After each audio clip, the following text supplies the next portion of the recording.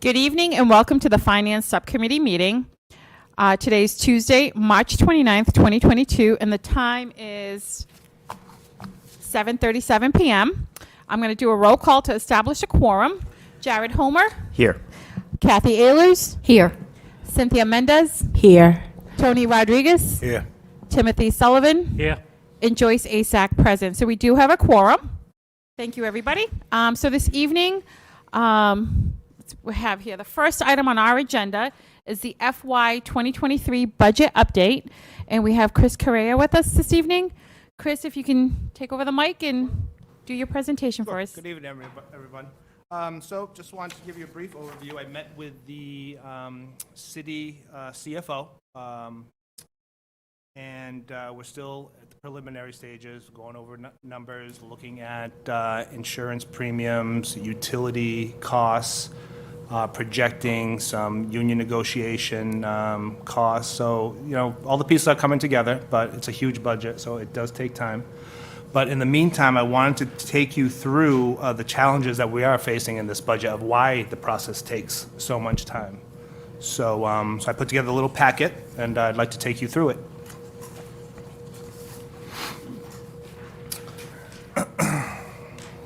So the first challenge that we're facing, and hopefully this will give a clearer sense of why we were hoping for more Chapter 78. And why we did not receive it. So the first challenge, the drop in our kindergarten enrollment has resulted in approximately a $2 million loss in the basic Chapter 78. The pandemic hindered parents of kindergarten children from enrolling, thus not being counted on the October 1st enrollment report from 2021. Also, many families chose to send their children to private and charter schools during that time. Second issue, the charter and school choice enrollments have increased. A loss of another 150 students this year with a financial impact of approximately another $3.8 million. This loss is on top of the full enrollment of 775 students to the New Heights last year. We should have maxed out on the charter schools, but the state opened up more seats to many charters around the Commonwealth. And lastly, the biggest hit to the FY23 budget is the loss of low-income students. We didn't necessarily lose these students. The state used the FY16 count for FY22 while they worked on their matching process for FY21. They match our student database to state agencies such as SNAP and Mass Health. This was beneficial for most of the districts in the Commonwealth, but not urbans with undocumented students in Brockton. The undocumented student is a huge factor for urban districts.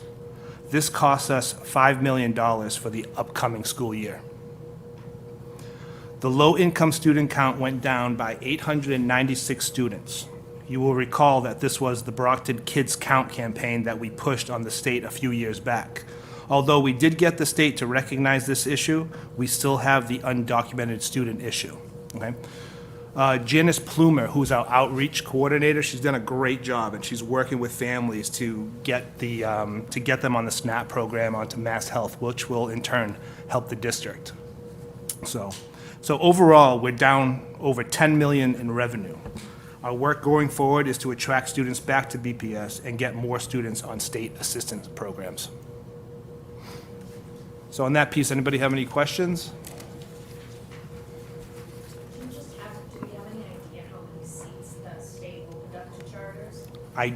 Not currently, but I can look that up for you. No, Yep. no. Okay, I don't, no. It just bothers me that we should have maxed out on the charter schools, but the state opening up more seats. I feel like we thought we were there, we were at the bottom. Yep. Yep. Any members have any questions or comments? Mrs. Ehlers? Always me. I know that it sounds altruistic and it sounds great that we're saying, you know, basically our goal is to attract students back to BPS and to get them on state assistance program. Is there anything else we can do aside from that one obvious factor to be able to overcome the $10 million deficit? Well, it's advertising. I would say we have to advocate Adver- with yeah. our state reps Mike Brady did reach out That's right, the a couple pot. weeks ago and asked, you know, what are we looking for that wasn't in the governor's budget that could help us? So I told him, we'll be in contact, but I think right away would be a pothole fund. That was in place last year for loss of enrollment. And if we could have that pothole fund to help us into next year, that was not included in the governor's budget. So now the House, obviously the House and Senate, so Mike's on the Senate side, and then you have Jerry Cassidy and Michelle Dubois for the House side. So I think we're going to have to get our recommendations to them. One would be a pothole fund for the loss of enrollment, especially for urban districts, to help us offset the costs of losing so many students. And then obviously, I don't know if they look at I don't know if do you have any control over setting the inflation factor? Pretty much no. No. I mean, I see, they always add to the budget, even in the very lean years. They would either go $20 more a student, or $30 or $40 more a student, where that benefits all districts, obviously, who receive that all receive Chapter 70 funding, but it would be nice to see them go above that, especially for urban districts that did lose a lot of the enrollment due to COVID. So we're hoping that they can put some of those things in place. Forgive my ignorance, but how does the pothole fund work? And is it a range of money? Like, what's the likelihood if they even offer it, what's the likelihood we'd be able to get it? I'm just curious. They would look at what you lost last year and how much you gained back Okay. this coming September and October. So basically, you're always a year behind on funding. So we'd be, Yep. we're funded this year coming up. This September 22 is we're funding on last October 21's numbers. Yeah. So, and if they see that, okay, you've been funded for 754 less students, but right now your enrollment's back up 500, 600, 700, then that pothole fund would provide funds for us to support those Additional 500, student. 600 Yeah, additional gotcha. students that came back to the system. Okay, and then the other question I have is, aside from student tuition and what we get from Chapter 7, do we have any other revenue feeders? We have millions, we could- we have grants. No, I mean, like, is there anything else that brings in revenue that we earn revenue on that is not academic based?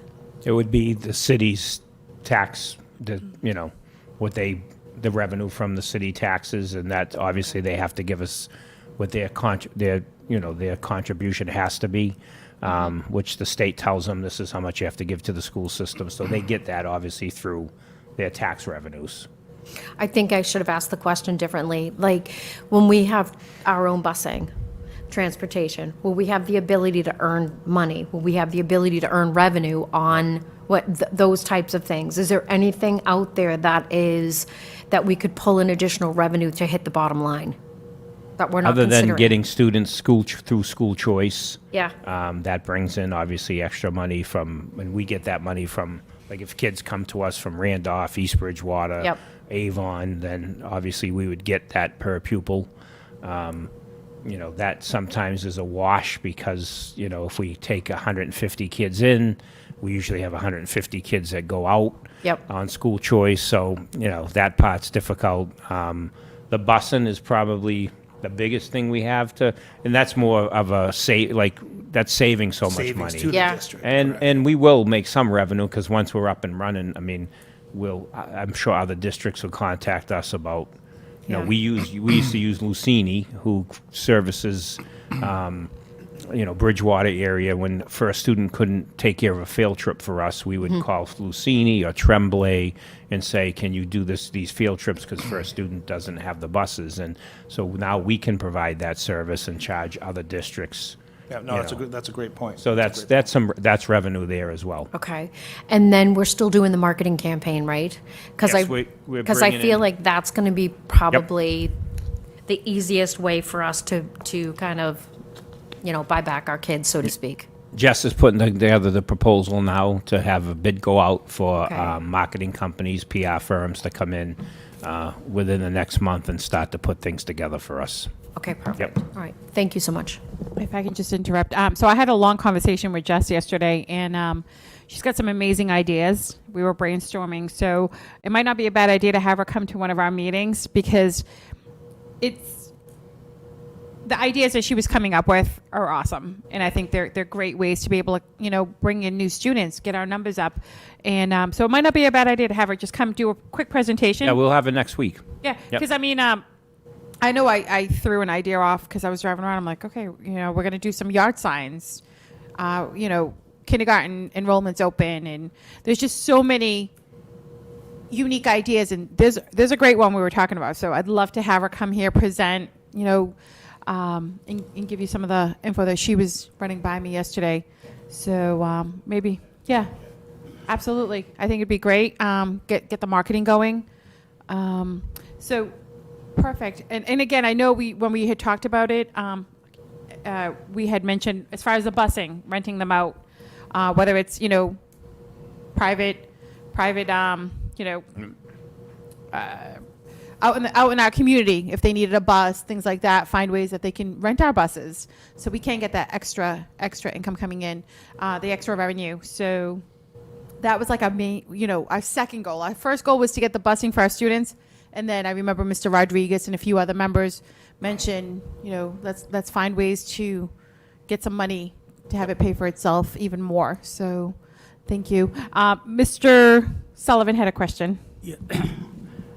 How you doing, Chris? Good, how are you? I was just checking on the student loss. I was told it was 754 students, but here it's 150 plus 775. Yeah, so the student loss that you take into account the previous year too. So we're combining from COVID, when COVID started, all the students that we did lose was 758 roughly students. So that 775 is that's the total enrollment. so that's the total New enrollment Heights, of just New Heights. who are mostly Brockton kids. Brockton kids? Yeah, correct. So that 775 is just what the enrollment is at New Heights. But the total number of kids we've lost last year was 754. Yeah. Okay. Yeah. Yep. All right. Yeah, no, I should have, maybe I A should lot I of should have them, made it a clear. lot on of that there. 754, some, not all, but left us and went to private schools and New Heights and Foxborough Charter. Just one other thing, the low-income students, that was all straightened out a couple of years ago, wasn't it? It is, but the problem is the way they count them undocumented still. students. The undocumented students is still a huge issue in an urban district. And that's why Janice Plumer, she's an outreach coordinator for the district who falls under my department. She's been reaching out to these families, trying to get them state assistance. And then in turn, the state can count them. Because they're hidden. They don't, pretty much according to the state, these people don't exist.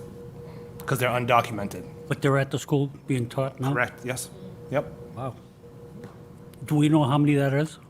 Right now, Sally, I don't, but I can get you that figure. Okay. Thank you. Thank you, Mr. Sullivan. Mr. Homer, and then Mrs. Mendez. Thank you. Just a question about preschool in Brockton. There was talk about maybe expanding preschool offerings, and I didn't know how funding is provided for preschool kids, because I know we mentioned students enrolled K-12, but I didn't know if that comes from a separate stream of resources from the state or from the government for supporting preschool education in Brockton, and if that would be a revenue stream if we're offering preschool services for kids from out of district. Thank you. So right now, it's part of the regular Chapter 70 aid. We have received a couple of grants who are looking at a pilot program for the pre-K program. So there's a lot of federal money out there that we most likely will be applying for. So we'll be getting a huge influx of grant monies from the feds. So for the pre-K. But right now, pre-K funding does come through the normal Chapter 78. Yep. And it's also important, and it's half. It's not the full. No, not correct. It's half, Yeah, right? Yep. So a preschool student is, you get half the Chapter 70 funding than you would for a student in K to 12. Also, I mean, some of the loss of enrollment, and again, this is a decision I agreed with and still do, is, remember, we changed the start date for kindergarten, and when we had to roll that back, and that obviously eliminated probably 300 or something students. Yeah, I was just shy of 300. And then we captured some of them through preschool, but even the ones we did capture, you're getting half that money. So, I mean, we still had students starting kindergarten at 4, proved to be not a good thing because, we had students going into high school at age 13, especially the Burr babies, September, October, November, December. That was a study, and we did. That was done about 6 years ago. I think Well, we studied it 6 years ago, and then it went in. I think it was the second year we were on the committee. Yeah, we're in the second now, the full. We did half the first time, and then the other half last year, I believe. So that's part of the loss of enrollment. But that's something we got to think about. Jared, you bring up a good point about pre-K, because we are going to expand, but. If the feds come out with a lot more money like they want and have universal pre-K, our issue is going to be space.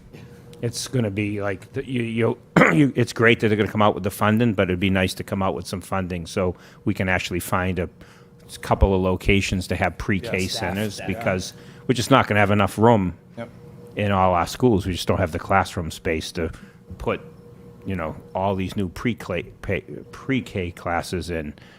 Space and extra buildings is going to be something that's going to be an issue, especially if they go to a universal pre-K program. Thank you. Mrs. Mendez?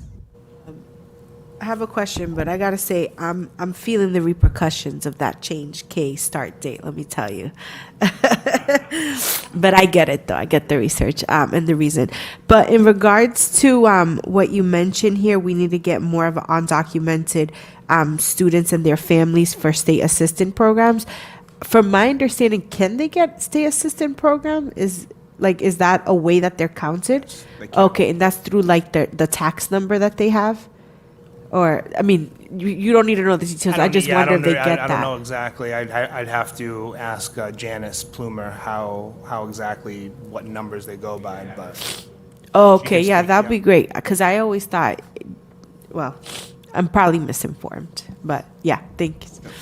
So in order to increase that number, then it's a matter of building those relationships with those families. Right, and yes, and making them feel safe that it's Yeah. okay to come forward. And you're that's hoping, huge. with the change of the administration in Washington, obviously, is a much different stance than And I think people were the very afraid to come educational out piece, under the yeah.